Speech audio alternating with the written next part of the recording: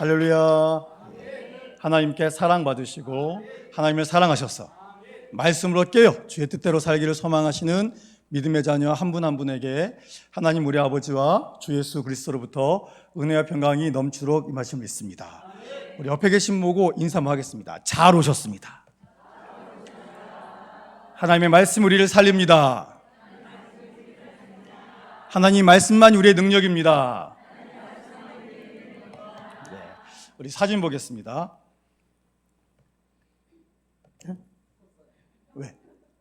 왜 안 나와요? 뭐가 안 됐나? 안 나오면 안 되는데. 잠시만, 그러면 잠시만요. 아이고. 그러면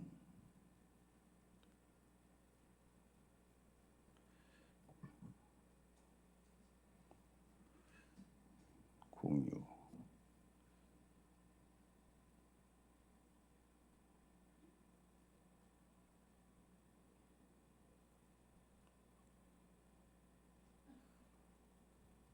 왜 안 나올까?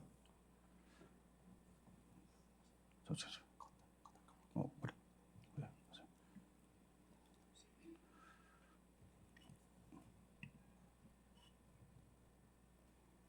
잠시만요.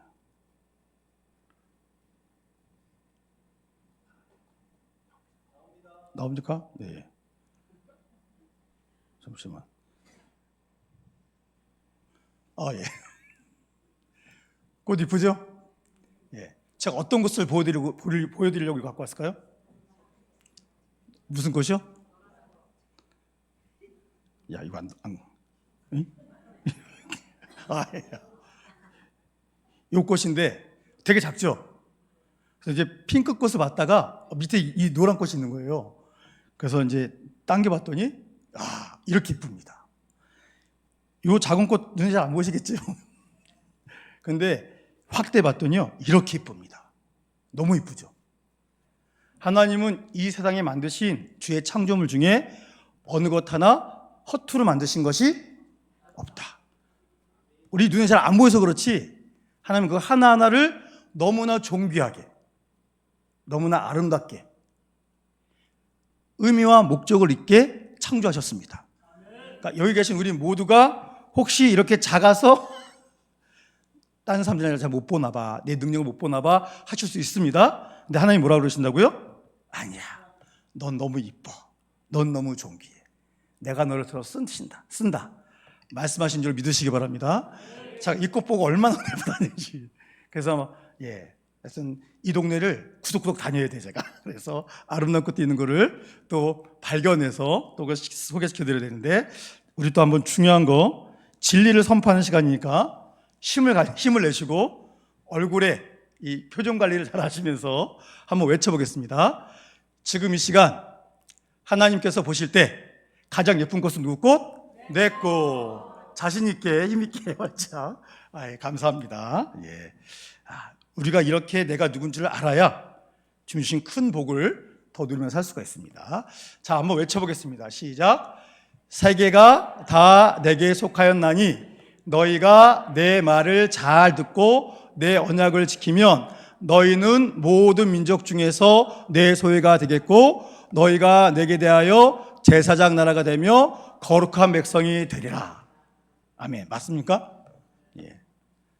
다시 한번 확인해 보겠습니다. 시작. 세계가 다 내게 속하였나니 너희가 내 말을 잘 듣고 내 언약을 지키면 너희는 모든 민족 중에서 내 소유가 되겠고 너희가 내게 대하여 제사장 나라가 되며 거룩한 백성이 되랴. 출애굽기 19장 5절 6절 말씀, 너무 중요한 말씀입니다. 온 우주의 주인 하나님께서 주신 말씀을 잘 듣고 그렇게 기쁘게 행하면 우리를 통해서 세상이 하나님을 보게 될 것이다. 그러니까 우리가 구원의 통로입니다. 얼마나 기쁩니까? 이것이 신의 산 언약의 정신이다 라는 걸 기억하시고, 출애굽기 34장 한번 보겠는데요, 우리 제목 한번 읽어보겠습니다. 시작. 언약 관계의 여호와의 이름 선포. 너무 중요한 겁니다. 그 32장, 33장의 그 쓰라린 아픔을 통해 하나님께서 다시 한번 회복시켜 주시는, 너무너무 중요한 겁니다. 그래서 우리가 보았습니다만 34장 1절에 하나님께서 모세에게 뭐라고 하십니까? 너는 돌판 둘을 내가 너에게 준 것처럼 네가 만들어라 말씀하십니다. 그래서 여기서 우리가 볼 것은 첫 번째 돌판은 하나님이 깎으셨어요. 직접 만드셨습니다. 그래서 일방적으로 주셨어요. 여러분, 가장 좋은 것은 하나님이 일방적으로 주십니다. 우리가 하나님께 받은 것 중에서 최고는 뭡니까? 우리가 하나님께 받은 것 중에서 최고, 우리의 노력으로 받을 수 없는 것, 구원. 하나님이 예수님을 일방적으로 우리에게 주셨죠. 그래서 절대 우리 힘으로는 구원받을 수 없고 죄를 씻을 수 없는데 우리의 구원자 예수님을 일방적으로 주셔서 우리를 구원해 주셨습니다. 가장 귀한 거는 하나님이 지금도 일방적으로 이렇게 주십니다.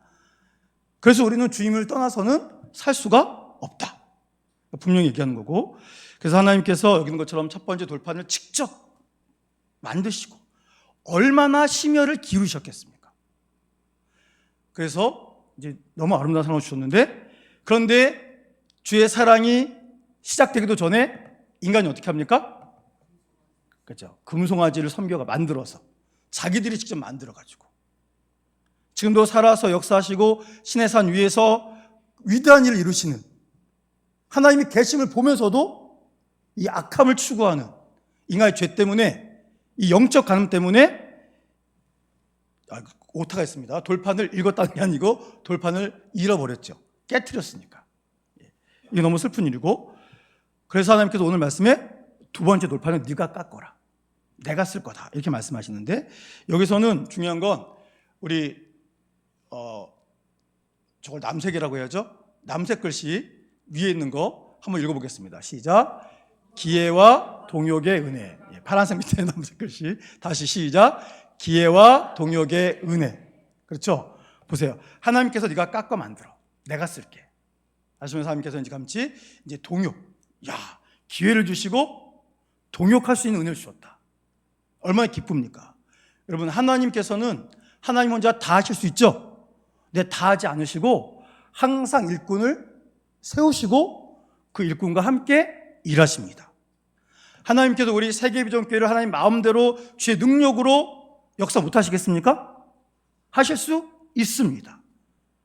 그런데 하나님께서 일방적으로 하지 않으시고 세계비전교회 믿음의 가족을 불러 모으셔가지고 우리를 통하여 말씀이 공급되게 하시고 그 말씀을 깨달은 성도들이 하나님께 받은 은혜에 감격하며 하나님께서 주신 은사와 달란트를 주님께 드림으로 우리가 합력하여 주의 일을 이루게 하십니다. 그래서 우리가 이 시대에 이 교회에서 이 일꾼들이 믿음의 가족이 돼서 함께 일하는 것 무한한 영광으로 받으시기를 축복합니다. 그럼 기뻐요. 기쁩니다. 만나는 모든 분이 나의 동역자구나, 우리가 함께 주의 일을 하는 주의 일꾼이구나, 그걸 생각하면 얼마나 신이 납니까?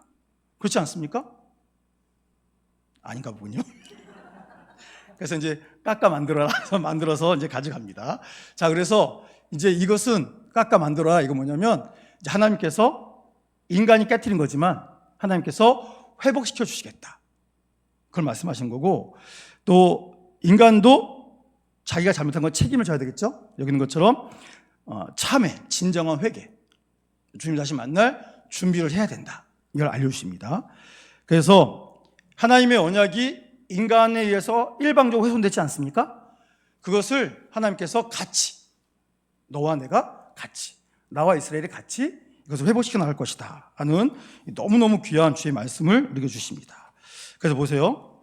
모세가 직접 깎습니다. 다듬으면서 하나님의 마음으로 깎습니다. 이 모세가 돌판 준비할 때 대충 했을까요? 아니죠. 하나님이 주신 그 사랑을 기억하면서 정성껏 만들었습니다. 잘은 모르겠지만 제 마음에 그래요. 이 돌판 깎으면서 모세가 울지 않았을까? 너무 감사하고 너무 죄송해서.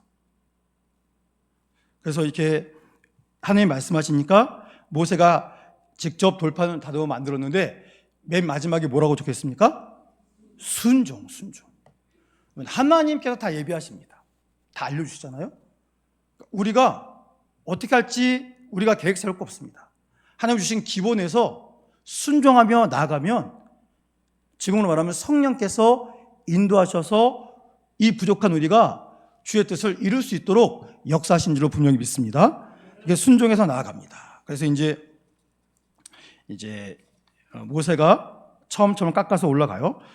자, 그래서 이제 5절부터 보시면, 우리 5절 말씀, 출애굽기 34장 5절 말씀, 5절 6절 함께 읽겠습니다. 시작. 여호와께서 구름 가운데 임하사 그와 함께 거기 서서 여호와의 이름을 선포하실세. 여호와께서 그의 앞으로 지나시며 선포하시되 여호와라 여호와라 자비롭고 은혜롭고 우하기를 얻으려고 인자와 진실이 많은 하나님이라. 자, 하나님께서 이제 자기 자신을 선포하십니다. 반포, 이제 알게 하신다. 그런데 자, 하나님께서 이 강림하셨잖아요. 구름 가운데, 영광 가운데 나타나셨습니다. 그 모습을 이스라엘 백성이 보고 있을까요? 못 볼까요? 보죠. 구름이, 그 시내산에 그 영광의 구름이 쫙 임하면서, 아, 하나님이 내려오셨구나. 모세와 이야기하시는구나. 심각하게 죄를 졌잖아요. 그리고 여호와 하나님이 얼마나 무서운 분인지 다시 한번 깨닫지 않았습니까? 그걸 보면서 얼마나 놀랐겠습니까? 그런데 거기서 하나님이 뭐라고 하십니까? 자신의 이름을 말씀하시는데, 자, 다시 한번 앞에 보시고 읽어보겠습니다. 시작. 여호와께서 그의 앞으로 지나시며 선포하시되 여호와라 여호와라 자비롭고 은혜롭고 노하기를 더디하고 인자와 진실이 많은 하나님이라. 여러분, 하나님이 직접 자기 자신을 얘기하세요. 야, 나 여호와다. 내가 여호와야. 그래서 하나님이 어떤 분임을 알려주십니까? 자비, 은혜, 노하기를 더디하고. 우리 인간은 조금만 열받으면 확 하면서 막 순식간에 막 아주 분위기 살벌하게 만들지 않습니까? 근데 하나님은요, 정말 너무너무 화가 많이 나시는데, 근데 하나님께서 다 기다려 주시고 용납해 주시고, 그래서 인자와 진실이 많으신 하나님이시다. 그래서 우리가 지금도 살아있는 줄로 믿습니다. 하나님이 우리 같은 그 분노하신 분이시면 우리는 하루에도 수억 번 죽을 것 같아요. 근데 하나님께서 내가 이런 전능자다라고 우리 말씀하십니다. 그래서 이 말씀하신 것은 두 번째는 것처럼 용서와 공의를 통해서 완벽하게 주의 뜻을 나타내신다. 그래서 이 말씀 뭡니까? 7절. 우리 7절 한번 읽어볼까요? 7절 시작. 인자를 천대까지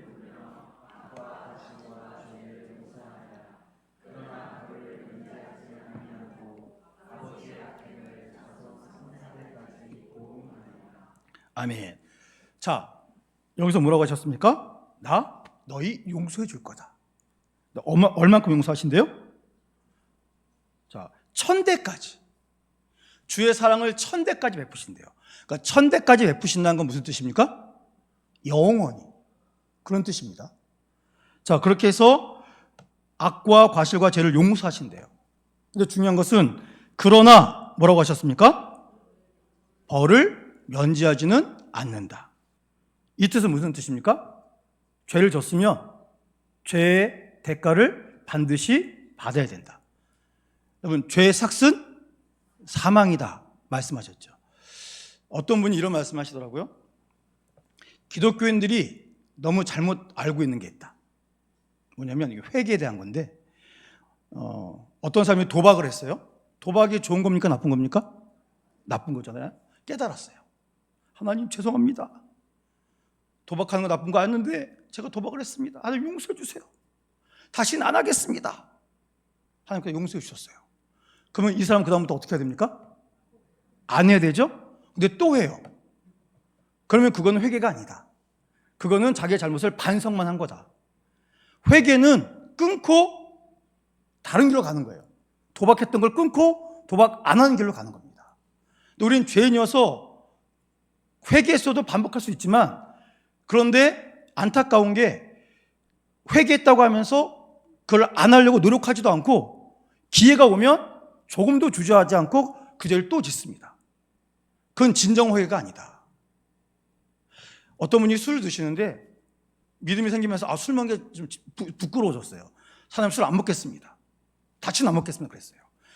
근데 이제 친구들이 야, 새로운 술집이 생겼는데 안주가 죽인다. 만나자 그래요. 근데 그래? 하고 바로 나가요. 그럼 이건 회개한 겁니까? 노력을 해요. 노력을. 안 돼. 나 앞으로 안 먹기로 했어. 웃기고 있네. 나와. 안 간다니까. 싸우더라도 최소한 그날만큼 안 가는 게 내가 기도한 지 얼마 됐다고 내가 이걸 어길 수 없다. 그래서 노력해야 되지 않겠습니까? 노력하는 게 회개예요. 회개했다고 하면서 그 죄를 조금에 피하려고 노력하지도 않고 거기에 또 반복하는 건 그건 진정회개가 아니지 않겠습니까? 그래서 하나님이 분명히 말씀하십니다. 야, 네가 회개하면 너의 허물과 죄는 용서할 거다. 그러나 네가 한 죄, 그 죄가 얼마나 나쁜 것인지 내가 너에게 기억나게 할 것이다. 그래서 어려움이 생기게 만듭니다. 다윗이 너무나 잘했는데 딱 한 번 큰 잘못했죠. 하나님이 나단 선지자를 보내서 알려줬더니 다윗이 어떻게 했습니까? 바로 회개했잖아요. 계속 회개 기도하고. 근데 하나님께서 그래서 그 죄를 그냥 없는 걸로 해주셨습니까? 아니에요. 그 아들 하나님 데려가셨습니다. 여러분, 저도 죄를 짓고 있는데 그러니까 죄를 안 줄 수는 없죠. 죄인이기 때문에. 그러나 내가 지은 죄를 하나님께 회개하면 반드시 용서해 주시지만 다시는 그 일을 반복하지 않도록 하나님께서 그 죄의 대가를 우리에게 감당하도록 하신다는 것을 분명히 말씀하십니다. 여러분, 죄를 멀리하도록 우리가 노력을 해야 됩니다. 내가 예수 믿었다고 하나님이 알아주시는 거 아니에요. 구원해 주셨고 무엇이 옳고 그런지 알려주셨으니까 성령님 우리 안에 오셔서 우리를 인도하신다. 인도하시죠? 그 믿음을 가지고 우리가 노력해야 됩니다. 근데 또 똑같은 짓 질 수 있어요. 그런데 바로 넘어졌느냐? 아니면 싸우다가 넘어졌느냐? 하나님은 사람의 속마음을 아시잖아요. 그러니까 그 마음이 하나님 정말 죄송합니다. 또 넘어졌어요. 그래서 제가 이번 노력했는데 또 넘어졌어요. 이것과 바로 넘어진 것과 하나님과 땅 차이다. 이것을 우리가 분명히 아셔야 됩니다. 그래서 하나님은 엄격한 공의를 드러내신다라는 것을 분명히 아셔야 됩니다. 그래서 여호와의 3대 성품이 있어요. 보니까 자비와 은혜, 인자와 진실, 죄를 벌하시는 공의. 지금 우리가 여기에서 있는 말씀처럼 죄인을 불쌍히 여기십니다. 아무 자격 없는 목이 곧은 이스라엘 공동체를 하나님께서 먼저 손 내미시고 또 긍휼을 입혀주세요. 그리고 이스라엘이 계속 변하지만 하나님은 천대까지 내가 너희를 사랑할 것이다 말씀하십니다. 그러나 악은 묵인하지 않으신다. 이거 분명히 아셔야 됩니다. 죄를 지면 그 죄의 대가가 우리한테 지불돼요. 분명히. 근데 이걸 통해서 이 십자가 사건, 그래서 나중에 친히 감당하시는, 창세기부터 하나님께서 친히 죄를 담당하실 그 귀한 사랑을 이걸 통해서 우리에게 보여주신다라는 말씀 알려주고 있고, 그래서 우리 이 모든 말씀을 듣습니다. 그래서 8절 보니까 모세가 급히 땅에 엎드려 경배합니다. 그래서 하나님 이 사랑의 말씀 듣고 여호와를 경외하는 모습으로 이런 자세를 갖는데, 우리 9절 말씀 한번 읽어보겠습니다. 시작. 이르되 주여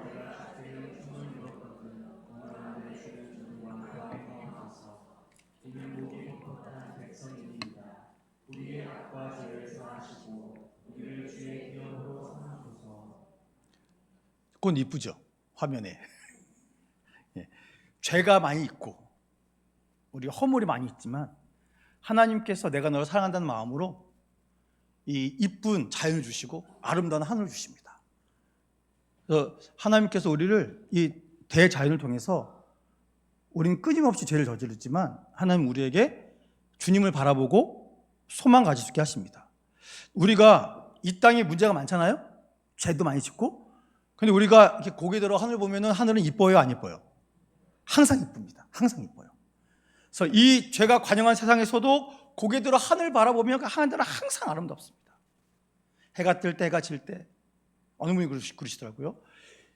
이 해 뜰 때와 해 질 때 하늘에 구름이 있는 건 하나님께서 멋진 그림을 그리기 위해서다. 그래서 뭐 이렇게 해 뜰 때, 해 질 때 구름이 있으면 그 노을, 해 뜰 때 와, 멋있지 않습니까? 여러분 새벽 예배 끝나시고 슬도로 가보세요. 해가 막 떠오를 때 너무 이쁩니다. 해 질 때도 이쁘지만. 그런데 하늘에서, 그 아름다운 하늘에선 땅을 바라보면 땅은 어떻습니까? 엉망진창이죠. 온갖 죄를 짓고. 하나님은 하늘에서 맨날 그만 보시는 거예요. 우리는 죄 지면서도 고개 들면 주님의 영광이 보이는데. 그래서 이 이제 그림을 보면서 정말 하나님이 용서하시고 동행하시는 이 아름다운 모습을 보여주시는구나 하는데, 자, 이제 이렇게 모세가 이렇게 주님을 찬양을 합니다. 핵심 뭡니까? 하나님, 우리와 동행해 주세요. 그러면서 모세가 뭐라고 고백합니까? 우리는 목이 뻣뻣한 삶입니다. 우린 죄로 교만한 인생들입니다. 그래서 하나님이 죄를 용서해 주지 않으시면 우리는 소망이 없습니다. 그래서 이 내용이 뭐냐면, 우리 모세의 기도 앞에 있는 거 우리 따옴표 한번 읽어보겠습니다. 시작.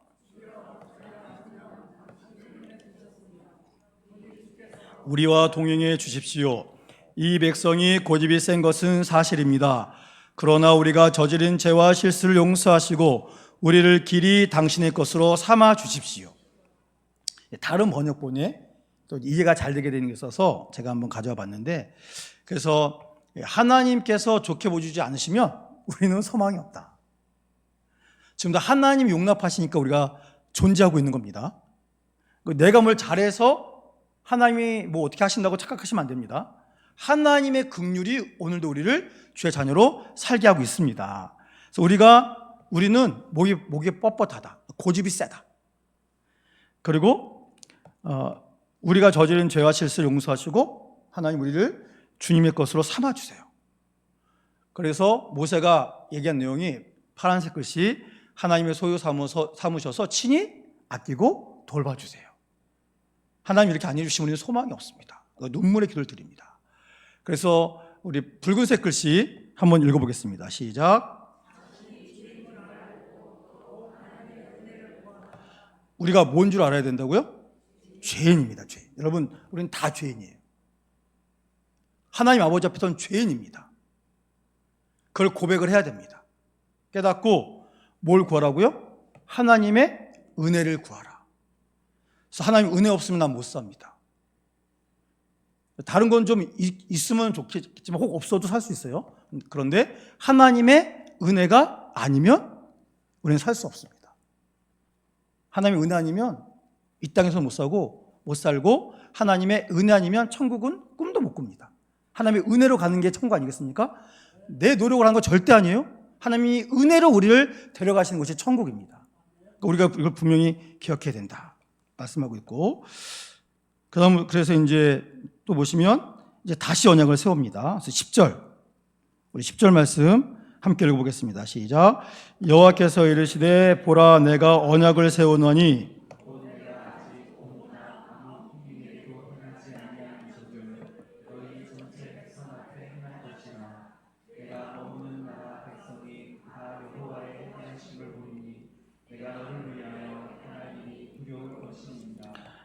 하나님께서 이제 다시 언약을 세우신다 선포하시잖아요.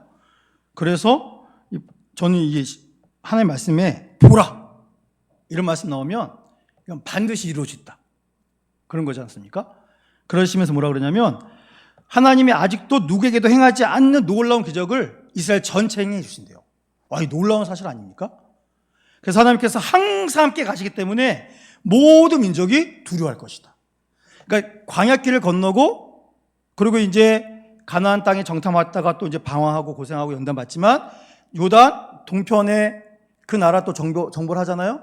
그 요단강 건너서 가나안 땅도 다 정복하지 않습니까? 그 모든 나라가 어떻게 된다고요?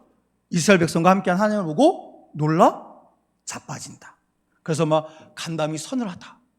우리는 다 얼어붙었다. 그런 고백이 이 말씀을 통해서 나오게 되는 겁니다. 그래서 이게 말씀을 깊이 보시면 이 말씀이 이렇게 그대로 이루어지는구나 라고 되어 있습니다. 그래서 이렇게 하실 거기 때문에 하나님께서 11절 보세요. 너는 내가 오늘 내게 명령하는 것을 뭐 하라고요? 삼가 지켜라. 조심하고 긴장하고 정신 바짝 차려서 지켜라 말씀하십니다. 그래서 보라 하면서 또 얘기하세요. 일단 7 족속을 쫓아낼 거다. 그러면서 12절에 뭐 하지 말라고요? 12절 내가 들어가는 땅의 주민과 뭐 하지 말아라? 언약을 세우지 말아라 하고 있습니다. 그래서 그 내용이 뭐냐면, 자, 화면 보여주세요. 일단 그들이 하지 말아야 될 것이 있는데, 그게 뭐냐면 이방 민족과 결혼하면 안 됩니다. 조약도 맺으면 안 돼요. 일단 동맹을 거부해야 되는데, 이 나중에 레위기 18장을 보시면 가나안 땅 사람들이 얼마나 끔찍한 죄를 짓는지가 아주 적나라하게 나옵니다. 그래서 그들이 죄를 너무 많이 지어서 그 땅이 견디지 못하고 그 땅 백성을 토해낸다고 성경에 나옵니다. 레위기 18장 읽어보시면. 그래서 그들과 언약을 맺으면, 동맹 맺으면 그것 때문에 영적인 타락을 가져오게 되고 그게 올무가 돼서 이스라엘이 뭐 할 거다? 망하게 될 거다. 그러니까 절대 동맹 맺지 마라. 가나안 사람들이랑. 멸망의 사람들이다. 그 다음에 뭐 하지 말라고요? 믿지 않는 이방 사람들과 결혼하지 말아라. 그러니까 이방의 딸들을 며느리 삼으면 어떻게 된다? 그들이 우상을 데려올 거다. 그리고 우상에게 제사한 제사 음식을 먹일 것이다. 그 용납하면 어떻게 된다고요? 결국 하나님과 멀어지는 이런 일이 생기게 될 것이다. 이런 걸 말씀하십니다. 여러분, 여기서 오해하지 말아야 될 게, 이방의 딸들을 며느리로 삼지 말라 그랬죠. 이게 무슨 뜻일까요? 이방의 딸들과 결혼하지 말아라. 외국인이랑 결혼하지 말라는 뜻입니까? 아니에요. 예수님 믿지 않는 사람들과, 종교가 다른 사람과 결혼하지 말아라, 그 뜻입니다. 그러니까 우리가 같은 대한민국에 살고 같은 울산에 사는데 내가 결혼할 배우자를 믿지 않는 사람을 만나요. 그러면 처음부터 끝까지 모든 게 다 다릅니다. 우리는 어떤 일이 생기면 먼저 하나님 찾잖아요. 어려운 일이 생기면 기도 먼저 하고, 기쁜 일 있으면 하나님 먼저 찾고. 근데 믿지 않는 사람들은 전혀 다르게 갑니다. 그래서 사사건건 부딪혀요. 그래서 이제 믿음이 좋은 남자가 믿지 않는 여자랑 만나면 어떻게 됩니까? 믿음이 좋은 남자가 믿지 않는 여자랑 만나서 결혼했단 말입니다. 그럼 어떻게 되냐고요? 그러면 이제 예수 안 믿게 돼요. 근데 믿음 좋은 여자가 믿음 없는 남자랑 만났어요. 그럼 어떻게 됩니까? 믿게 될 확률이 더 높습니다. 그래서 이게 굉장히 중요해요. 남자들은 암만 자기들 잘나봤자 결국 여자 말 듣게 돼 있습니다. 어쩔 수 없어요. 그러시죠? 그러시죠? 저도 그럽니다. 어쩔 수 없어요. 남자가 강하고 센 척하지만 결국엔 아니 말을 들을 수밖에 없게 구조가 그렇게 되어 있어요. 하나님이 그렇게 만드셨나 봐요. 그렇기 때문에 이게 굉장히 중요한 겁니다. 그렇죠? 그래서 하나님을 멀리하게 만드는 일을 절대 용납하지 말아라.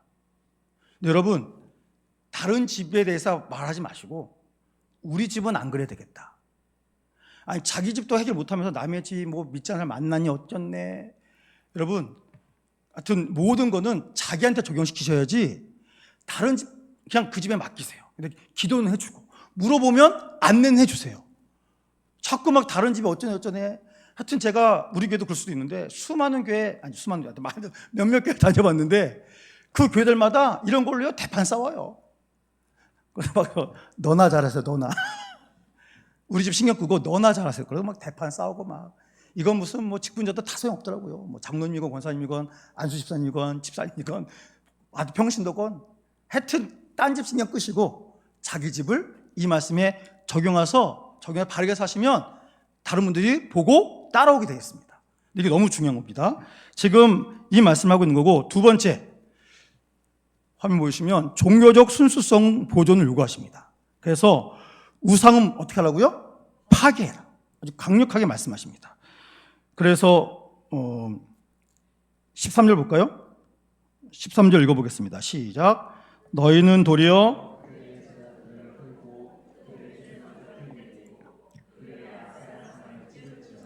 뭐 하라고요? 찍어버리고 깨트리고 없애버려라. 완전히 산산조각 내라. 우상을 용납하지 말아라. 우리 안에 하나님과 멀어지게 만든 거 있잖아요. 그러면요, 그냥 멀리하면 되는 게 아니라 없애버려야 돼요. 제거해야 됩니다. 우리는 죄인이기 때문에 자기가 끊었지만 이 죄성이 다시 내 머리에 들어오면 그걸 찾는다니까요.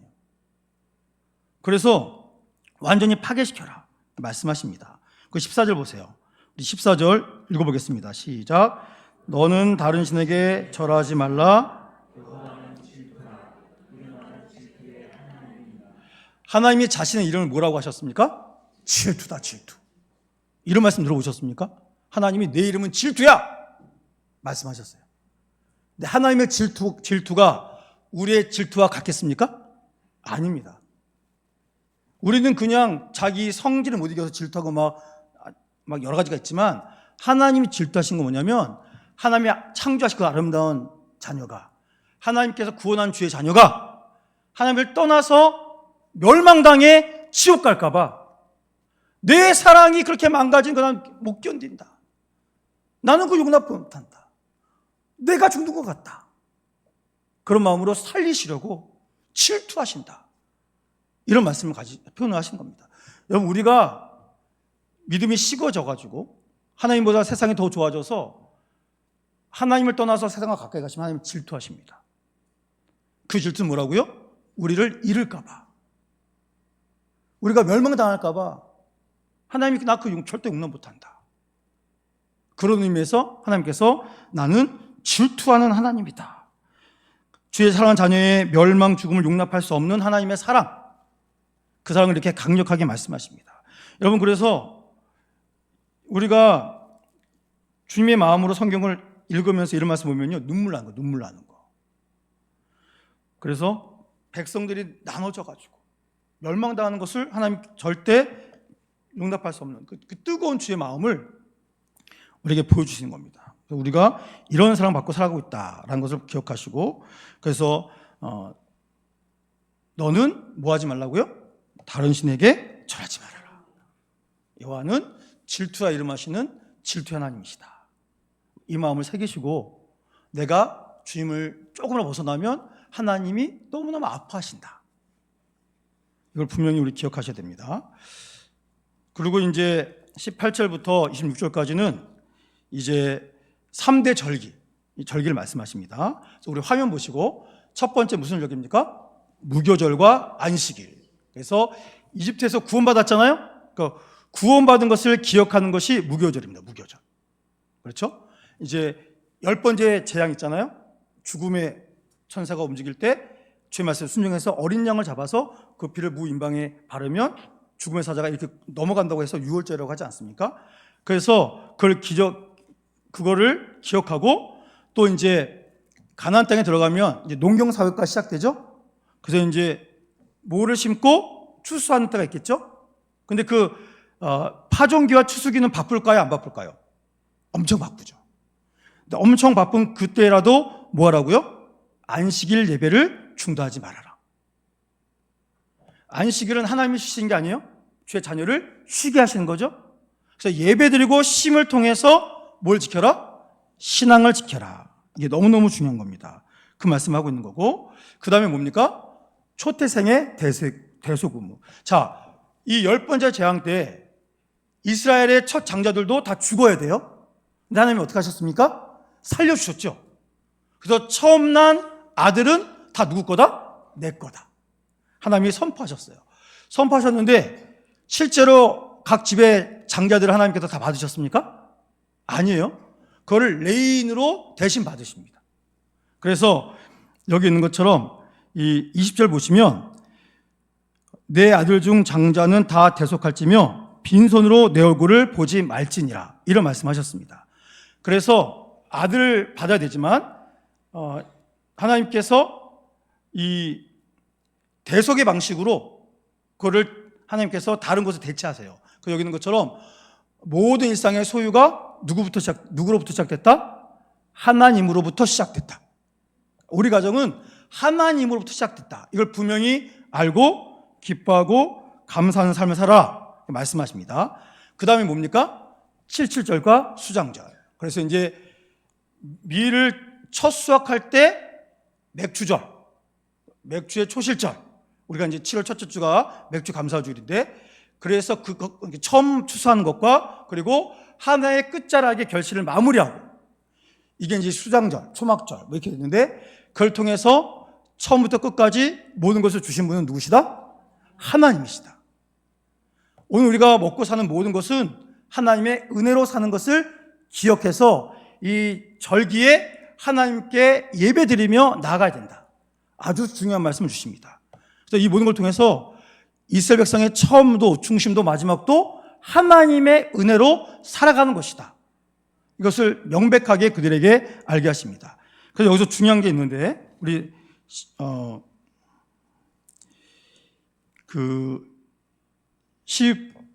이렇습니까? 그렇죠?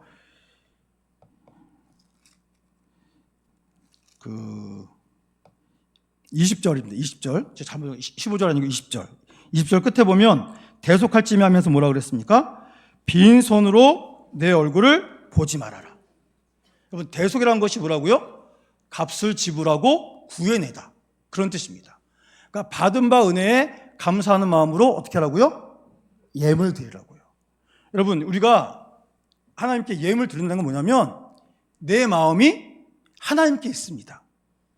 나에게 있는 모든 것은 누구의 것입니다? 하나님의 것입니다. 이런 고백이 바로 하나님께 예물 드리는 겁니다. 성도님들이 하나님 복 주신다고 아멘 하는데 하나님께 주신 것을 기뻐 중에 드려야 됩니다. 이런 분들이 많습니다. 여러분, 하나님께서 허락하지 않으시면 오늘 우리가 누리는 것도요 공급이 안 됩니다. 오늘 주님께 말씀 붙들고 주의 뜻을 이루겠습니다 하고 기도하시면서 나의 가장 귀한 것을 주님께 드리는 마음이 생길 때, 그때 우리는 더 기쁘게 주님의 은혜 가운데 살아가게 되는 겁니다. 그래서 우리가 많이 벌고 적게 벌고 이게 중요한 게 아닙니다. 헌금 금액이 많냐 적냐 이게 중요한 게 아니라니까요. 야, 내가 오늘 주의 은혜로 살고 있다. 나에게 있는 모든 것이 누구에게서부터 왔다? 하나님께로부터 왔다. 그래서 하나님께 예물 드리는 기쁨을 누리시기 바랍니다. 되게 기뻐요. 하나님께 드린 기쁨이 넘칩니다. 정말 감사한 것은 우리 세계비전교회가 시간이 갈수록 하나님께 예물 드리는 기쁨을 누리시는 것 같아요. 아멘. 예. 우리가 주님 아버지 앞에 받은 것을 기쁘게 드릴 때 우리 교회가 더 많은 주의 사명을 감당할 수가 있습니다. 우리가 보면 창립기념주일에 저는 대단한 건 아니지만 또 우리 교인들이 정말 이 지역을 위해서 주의 이름으로 섬길 수 있다는 것이요, 전 너무 행복합니다. 전 우리 성도님들이 전도 선교도 마찬가지지만 이 지역의 어려운 분들에게 정기적으로 어떤 한 사람을 특정해서 도울 수는 없겠지만 우리가 도울 수 있다는 것이 얼마나 큰 기쁨입니까? 여러분, 움켜쥐는 것보다 베푸는 것이 더 기쁩니다. 어떤 사람들은 그런 사람들이 있어요. 이제 외국에 있는 사람들 있고 우리나라도 그런 사람이 있을 수 있는데 아주 세계적으로 비싸고 희귀한 차량들을요 수집하는 사람들이 있어요. 집에 가면 10억짜리 차가 있고 이건 몇십억짜리 차고. 여러분, 자동차는 뭐 할 때 가치가 막 발동됩니까? 자동차는 달릴 때죠, 달릴 때. 그런데 그 좋은 차들을 그냥 전시장처럼 전시만 해놔요. 무슨 소용이 있습니까? 그 사람은 그거 해놨다고 기쁘지도 않아요. 나중에 더 희귀한 걸 사야 되는데 그때만 기쁘고 안 기뻐요. 그런데 자기 것을 가지고 어려운 일을 돕고 누군가를 살리고 이런 일을 하면요 얼마나 기쁘겠습니까? 제가 이 뉴스에서 본 건데요, 기독교, 그러니까 예수님 믿는 어떤 유명 연예인이 대학교 축제 때 각 대학에 굉장히 선호하는 사람이에요. 근데 이 사람 몸값이 비싸요. 그런데 가면 그걸 받는데요. 받은 다음에 이 학교에 돈이 없어서 공부하는 어려운 사람 있지 않습니까? 그러니까 이 모든 제 출연료 전부를 장학금으로 기증할 테니 어려운 학생들 써주십시오. 가는 대학마다 그런데요. 몇 년째 그러고 있답니다. 이게 얼마나 멋진 일입니까? 왜냐하면 이 사람은 돈이 많거든요. 그거 안 받아도.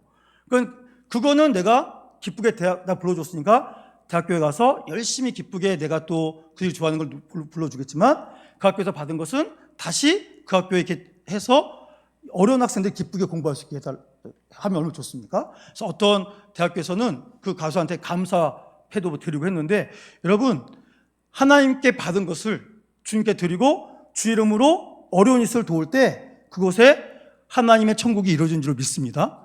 그래서 우리 자녀들에게도요, 그런 걸 자꾸 씹어줘야 돼요. 야, 너 열심히 해서 대박 나라. 대박 나서 주님에서 살아라. 네 인생도 멋지게 누리지만 정말 어려운 사람들에게 예수의 사랑으로 공급해줘라. 너무 멋있지 않습니까? 많이 못 벌어도 돼요. 내가 버는 범위 내에서 도울 수 있는 거 도우면요, 기쁨이 넘칩니다. 여러분, 각 가정에서 매달 소액일지 모르겠지만 누군가를 돕고 계시죠? 아멘. 아멘. 성경금이 됐던 어떤 봉사단체를 돕든지 적은 금액일지라도, 물론 교회를 통해서 구제원금도 하시지만 주의 이름으로 어려운 일을 단체를 도울 때 하나님께서 또 그 가정을, 그 귀한 한 분 한 분을 주께서 놀라게 복되게 하실 줄 믿습니다. 그래서 여러분, 우리가 주님께 나올 때 빈손으로 나오지 말고 기쁨으로. 금액이 중요한 게 아니에요. 내 마음이 중요한 거지.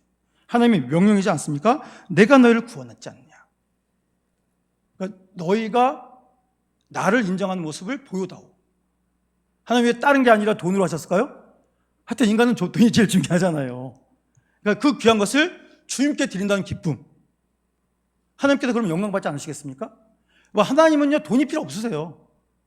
그런데 그걸 드림으로 우리의 마음을 받으시는 거고, 또 드려진 걸 통해서 하나님의 나라가 확장된 데 쓰시는 거지 않습니까? 그러니까 얼마나 기쁜 일입니까? 그래서 이 말씀을 하신 거고, 그래서 받은 바 은혜에 감사하는 마음으로 주님 앞에 예물을 드려라 하는 거고, 25절에 또 보시면 이 대속의 상징인 피를 통해서 구원받지 않습니까? 죄를 용서받고, 그런데 죄의 상징인 유교병, 그러니까 부패를 상징하는 것인데 이것을 함께 드리지 말아라.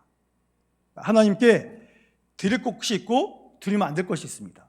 함께 드릴 것과 나눠서 드려야 될 것이 있는데 이걸 구분해라. 그래서 구원이 얼마나 소중한 것인지, 그리고 죄가 얼마나 나쁜 것인지를 잘 구별할 줄 알아라. 이런 말씀하신 거고, 여러분 그 26절 충격적인 말씀인데 우리 26절은 한번 읽어보겠습니다. 시작. 내 토지 소산에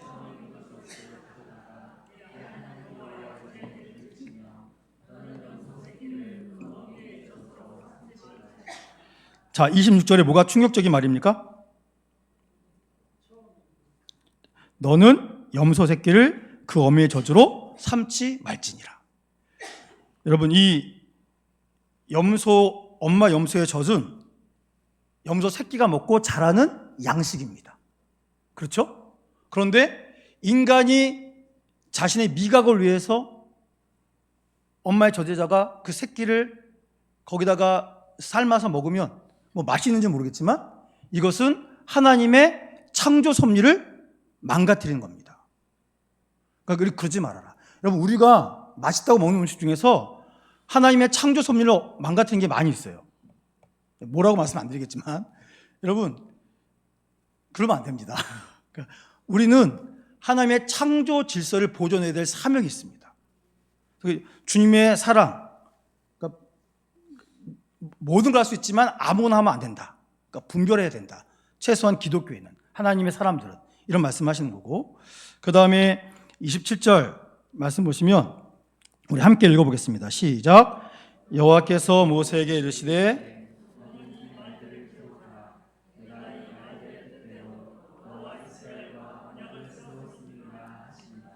아멘. 자, 보십시오. 내가 이 말들을 뜻대로 너와 이스라엘과 언약을 세웠다. 이게 뭐냐면 앞에 있는 것처럼 처음 주신 언약의 말씀을 뭐 하셨다고요? 회복시켰다. 깨뜨리셨잖아요. 그럼 난 안 갈 거야 그러셨지 않습니까? 그런데 이거를 하나님께서 모세의 그 기도를 들으시고, 그러니까 모세가 하나님 마음을 아는 것을 하나님께서 확인하신 다음에 모든 건 내가 회복시켰다. 내가 함께 갈 거다. 이런 귀한 말씀 해주십니다. 자, 그런데 이 모든 일을 위해서 모세가 엄청 고생합니다. 자, 28절 보세요. 여기 보니까 모세가 여호와와 함께 며칠을요? 40일 40야를 거기 있으면서 떡도 먹지 않고 물도 마시지 않고. 자, 앞에 보세요. 자, 첫 번째 돌파 맞을 때도 뭐 했습니까? 40일 동안. 그때도 금식했잖아요. 하나님과 있으면서. 근데 그 다음에 또 40일도 뭐 했다고요? 또 금식하며 주의 말씀을 받았습니다. 그러니까 총 며칠 동안? 80일 동안 하나님 주신 말씀을 온전히 받아서 전하기 위해서 이렇게 모세가 인내하고 결단했더라. 그래서 이건 결국 80일 동안 금식하며 말씀 받았다. 이게 무슨 뜻이라고요? 빨간색 글씨 한번 읽어보겠습니다. 시작. 여러분, 하나님 말씀이 이렇게 소중하다. 파란색 글씨도 읽어보겠습니다. 시작. 여러분, 목숨을 걸 만한 가치 있는 유일한 보물이 있대요. 그게 뭐라고요? 하나님의 말씀입니다. 하나님 말씀에 두려워 떠는 자, 그 말씀에 생명을 거는 자. 여러분, 너무 멋있지 않습니까? 이 땅에 있는 것에 목숨 걸면요, 그렇게 불쌍할 수가 없어요. 하나님의 말씀은요, 나를 살리고 모두를 살립니다. 그러니까 이게 너무너무 중요하다라는 것을 모세의 헌신을 통해서 우리에게 보여주고 있습니다. 그러니까 모세가 이렇게 했으니까 모세가, 화면 보세요. 그림 하나 있죠? 모세가 이제 돌판 하나 들고 내려옵니다. 근데 모세 얼굴이 보여요, 안 보여요? 안 보이죠? 왜 안 보입니까? 빛이 나가지고. 여러분 보세요. 29절 보시면 이제 내려옵니다. 내려오는데 모세는 자기가 여호와와 말하였음을 말미암아 얼굴 피부에 뭐가 생겼대요? 광채가 난대요. 사랑하는 여성도 여러분, 미백 효과를 극대화시키기 위해서는 하나님과 깊은 교제를 하시기 바랍니다. 그러면 빛이 나요, 빛이 나. 우와, 저기 어디서 시술 받으셨어요? 교회에서 시술 받았습니다. 구약과 신약을 처방받으시면, 장기 복용하시면 광채가 납니다. 여러분 그게 적겠잖아요. 그래서 광채가 나요. 그래서 3절 보세요. 아론과 온 이스라엘 자손이 모세를 볼 때 광채가 나가지고요, 가까이 가지도 못해요. 그렇죠? 여러분, 이게 거룩한 빛, 광채, 하나님과 친밀하면, 여러분 지금도 이 말이 이루어집니다. 왜냐하면 주님과 이 교제하잖아요. 주님과 깊은 교제가 있으면요, 인상을 쓸 수가 없어요. 그러니까 자기도 모르게 정말이라니까요. 병원에 가도 예수님 믿고 주의 은혜가 막 임하신 분은 그 고통 중에서도 활짝 웃는다니까요. 그리고 인생을 살아가면서 자녀가 속속이고 뭐가 사회 안 풀리고 뭐 그래도 주님과 교제를 하면요, 괜찮아.